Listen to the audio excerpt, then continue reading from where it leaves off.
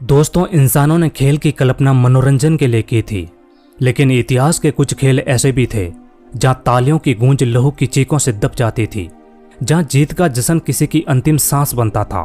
क्योंकि इतिहास के इन खेलों में ना तो नियम होते थे, ना करुणा, या होती थी क्रूरता, सता और सामूहिक पागलपन। जैसा कि ग्लैडिएटर के खून से सने एरिना से लेकर ला सोल की खूनी गेंद तक, मंगोलों के फायर हंटिंग से लेकर एज़टेक बलिदानों तक, हर सभ्यता ने कभी न कभी खेल के नाम पर नरसंहार रचा है। आज हम इतिहास के इन्हीं अंधेरे पन्नों को पलटेंगे जहां खेल जीवन नहीं, मृत्यु का उत्सव था। यह है इतिहास के 6 सबसे क्रूर, सबसे जानलेवा और सबसे विचित्र खेल जो आपको हैरान करके रख देंगे।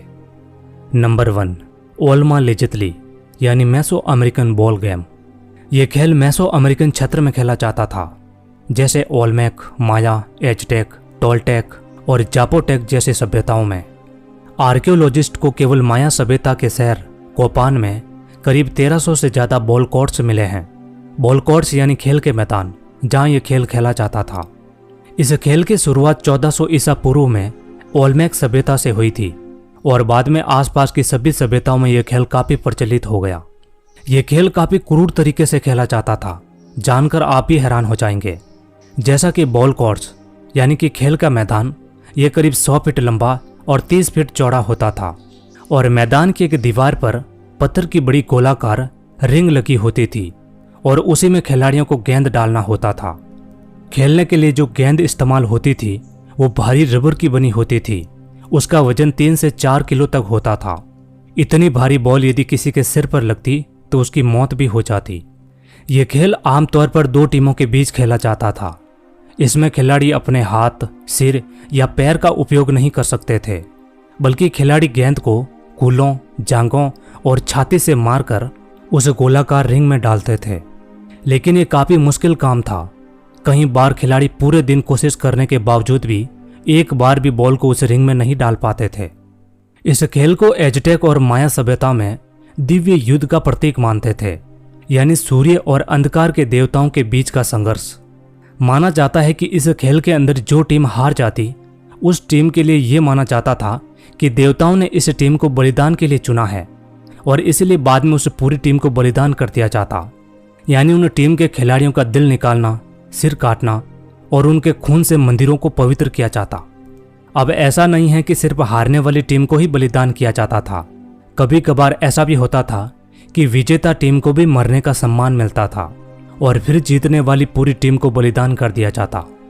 इसके अलावा इन सभ्यताओं में इस खेल को न्याय का प्रतीक भी मानते थे। जैसा कि 2 समुदायों के बीच यदि किसी बात को लेकर विवाद होता तो उन दोनों ही समुदायों को यह खेल खेलना होता था और इस खेल की हार जीत पर उनका फैसला किया जाता था। जब 1519 में स्पेनिश लोगों ने एज़टेक साम्राज्य को जीत लिया तो बाद में इस बलिदान को बर्बरता मानते हुए इस पर प्रतिबंध लगा दिया। वैसे तो मेक्सिको और सेंट्रल अमेरिका के कुछ हिस्सों में यह खेल आज भी खेला जाता है। इसको उलामा कहा जाता है। हालांकि अब इसमें बलिदान नहीं होता, यह सिर्फ पारंपरिक खेल के रूप में मौजूद है। Number 2, gladiator fight. ग्लैडिएटर के बारे में तो आप जानते ही होंगे। इनकी शुरुआत 264 ईसा पूर्व में हुई ऐसा माना जाता है। दरअसल रोमन साम्राज्य का एक आदमी जूनियस बुर्स पैरा अपने पिता की मृत्यु के बाद उनका सम्मान करने के लिए 3 गुलामों की फाइट करवाई। यह फाइट तब तक चली जब तक कि उन तीनों की मृत्यु नहीं हो गई और इसी तरीके से ग्लैडिएटर फाइट की शुरुआत हुई। यह खेल रोमन साम्राज्य में खेला जाता था, खासकर कोलोसियम में। माना जाता है कि ये मुकाबले करीब 700 वर्षों तक चले। इसके अंदर जो ग्लैडिएटर होते थे वो युद्ध में पकड़े गए कैदी या गुलामों को ट्रेनिंग दी जाती थी और उन्हें ग्लैडिएटर बनाया जाता था। इसके अलावा अपराधी भी मुकाबला करते थे। अपराधियों को डेमनाती कहा जाता था, यानी वो लोग जिनको मौत की सजा दी जानी थी, उन्हें जानबूझकर इस खेल में उतारा जाता था। इसके अलावा गरीब नागरिक जो पैसे या प्रसिद्धि पाने के लिए भी ग्लैडिएटर बन जाते थे। दोस्तों, रोमन साम्राज्य का सबसे बड़ा एम्पी थिएटर यानी जहां पर ग्लैडिएटर के मुकाबले होते थे वो कोलोसियम में था। इस एम्पी थिएटर में करीब 50,000 से अधिक लोग बैठ सकते थे। यहाँ पर सूरज निकलते ही मुकाबले शुरू हो जाते और शाम तक मुकाबले चलते।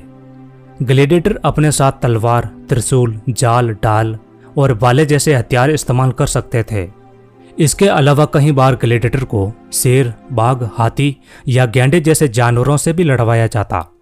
इन मुकाबलों की सबसे क्रूर बात यह थी कि यह लड़ाई तब तक चलती थी जब तक कि दोनों खिलाड़ियों में से एक की मृत्यु न हो जाए, और जो भी ग्लैडिएटर इस खेल में हार जाता उसके जीवन का फैसला या तो देखने वाले लोगों के हाथों में या फिर सम्राट के हाथों में होता था। यानी कि यदि सम्राट ने अंगूठा ऊपर उठाया तो उस हारने वाले ग्लैडिएटर को जीवन दान मिल जाता, और यदि उसने अंगूठा नीचे किया तो फिर उस ग्लैडिएटर को मार दिया जाता। 4वीं सदी के आसपास जब रोमन साम्राज्य में ईसाई धर्म का प्रभाव बढ़ा तो बाद में इन मुकाबलों पर प्रतिबंध लग गया। ग्लैडिएटर का आखिरी मुकाबला 404 ईस्वी में हुआ था। दरअसल जब ये मुकाबला हो रहा था तो एक ईसाई भिक्षु ने इस मुकाबले का विरोध किया, लेकिन बाद में वहां की जनता इतनी भड़की कि उस भिक्षु की हत्या कर दी, और इसी हिंसा को देखकर वहां के सम्राट होनोरियस ने ग्लैडिएटर फाइट पर प्रतिबंध लगा दिया। नंबर 3, पैंक्रेशन। ये प्राचीन ग्रीस का सबसे क्रूर खेल था, जहां केवल 2 नियम थे, कोई हथियार नहीं और आंख में उंगली मत डालो। बाकी इस खेल में सब वैध था, चाहे गला घोटो या कोई हड्डी तोड़ो। ये खेल प्राचीन ग्रीस में खेला जाता था। इसकी शुरुआत 7वीं सदी ईसा पूर्व में हुई थी। ये खेल केवल पुरुष खेलते थे। इसमें 2 खिलाड़ी होते और वो दोनों ही नग्न होते। इसके अंदर खिलाड़ी मुक्का, थप्पड़, लात, जॉइंट लॉक, थ्रो क्रैप या चौक होल्ड, या खिलाड़ी को जमीन पर पटकना या शरीर पर किसी प्रकार का प्रहार करना, ये सभी वैध था। इस खेल में सिर्फ 2 काम नहीं कर सकते थे, एक तो आंख में उंगली नहीं डाल सकता और दूसरा किसी को काट नहीं सकता। इस खेल में गला घोटना एक आम जीत की तकनीक थी। इसके अलावा उंगलियों को मोड़कर तोड़ देना या कंधे या घुटनों को तोड़ देना, ये भी काफी आम था। ये खेल खत्म होने के सिर्फ 2 ही नियम थे, या तो दोनों खिलाड़ियों में से एक की मृत्यु हो जाती या फिर दोनों में से एक को कोई गंभीर चोट आती और वो हार मान लेता। हार मानने वाले खिलाड़ी को दोनों हाथ ऊपर उठाकर अपनी हार स्वीकार करनी होती थी। इस खेल का आखिरी मुकाबला 393 ईस्वी में हुआ था और बाद में रोमन सम्राट थियोडोसियस ने इस पर प्रतिबंध लगा दिया। Number 4, Roman chariot racing. ये प्राचीन रोम का सबसे तेज, भव्य और जानलेवा खेल था, जहां जीत की भूख, दौड़ते रथ और कुचलती मौतों का संगम होता था। चैरियट रेसिंग यानी रथ दौड़, इसकी शुरुआत 750 ईसा पूर्व में रोम की स्थापना के साथ हुई थी। प्राचीन रोम का सबसे बड़ा स्टेडियम था सर्कस मैक्सिमस। इस स्टेडियम में करीब 2.5 लाख लोग एक साथ बैठ सकते थे और इस दौड़ को देख सकते थे। यहाँ पर कई प्रकार के रथों की दौड़ होती थी, जैसे कि 2 घोड़ों का रथ या 4 घोड़ों का रथ, और रथ चलाने वाले आदमी को ओरिगा कहा जाता था। इस खेल में एक साथ 4 टीमें भाग लेती थी, जिनको अलग अलग कलर के कपड़े पहनने होते थे, और रेस के अंदर इसमें 7 चक्कर लगाने होते थे, जिसमें उनको 15 मिनट का समय दिया जाता था। यह खेल काफी क्रूर था। इसमें एक रथ चालक जानबूझकर अपने विरोधी रथों से टकराते थे, जिसमें रथ पलट जाता और उस पर सवार लोगों की मृत्यु हो जाती। कई बार लोहे की कीलें या कड़ी लगामों के कारण घोड़ों को भी गंभीर चोटें आती। वैसे भले ही इस खेल में खिलाड़ी की मृत्यु हो जाती, लेकिन जो भी खिलाड़ी इस खेल में भाग लेता, उन खिलाड़ियों को इतने पैसे मिलते थे कि इतना पैसा तो सम्राट के पास भी नहीं था। जैसा कि इस खेल का काफी प्रसिद्ध खिलाड़ी था अपुलियस डाइकोक्लेस। ये खिलाड़ी काफी अमीर था। इसने करीब 4000 से ज्यादा रेसों में भाग लिया था और अपुलियस के पास इतनी संपत्ति इकट्ठी हो गई थी कि उतनी तो वहां के सम्राट के पास भी नहीं थी। खैर, वक्त के साथ रोमन साम्राज्य का पतन शुरू हो गया और ईसाई धर्म के उदय के कारण ऐसे हिंसक खेलों पर प्रतिबंध लग गया। इस खेल पर करीब 476 ईस्वी में प्रतिबंध लगा, और वैसे उस समय ऐसे खेल काफी महंगे साबित होते थे, इसलिए माना जाता है कि 6वीं सदी के बाद यह खेल कभी नहीं खेला गया। नंबर 5, ला सोल। ये मध्यकालीन फ्रांस का सबसे खूनी फुटबॉल खेल था। इस खेल को आमतौर पर 2 से ज्यादा गांवों के बीच खेला जाता था। ये खेल फ्रांस के गांवों में खेला जाता। इस खेल के अंदर एक गेंद होती थी, वो काफी भारी थी। उस गेंद को या तो चमड़े से बनाया जाता या फिर लकड़ी से बनाया जाता, जिसकी वजह से उसका वजन कई किलो तक था। इसके अलावा ये खेल 2 गांवों के बीच होता, यानी इस खेल में 100 से ज़्यादा खिलाड़ी होते। इस खेल के अंदर कोई मैदान नहीं था, बल्कि दोनों ही गांवों की जमीन मैदान थी और खिलाड़ियों का ये काम होता था कि उस गेंद को दूसरे गांव में ले जाई जाए, या फिर दोनों गांवों के लोग पहले से ही किसी जगह को चुन लेते और जो भी गांव के लोग उस बॉल को पहले उस जगह पर लेकर जाते उनकी जीत हो जाती। इस खेल के अंदर घायल होना, हड्डियां टूटना, सिर फटना, दांत टूटना या फिर किसी की मृत्यु हो जाना यह काफ़ी आम था, क्योंकि खिलाड़ियों को अपने विरोधी खिलाड़ी से बॉल को छीनने के लिए वो कुछ भी कर सकता है, जैसा कि धक्का मारना, लाठी मारना। कई बार तो इन खेलों के अंदर गांव के लोग हथियार लेकर आ जाते और एक खेल के दौरान ही कई लोगों की मृत्यु हो जाती।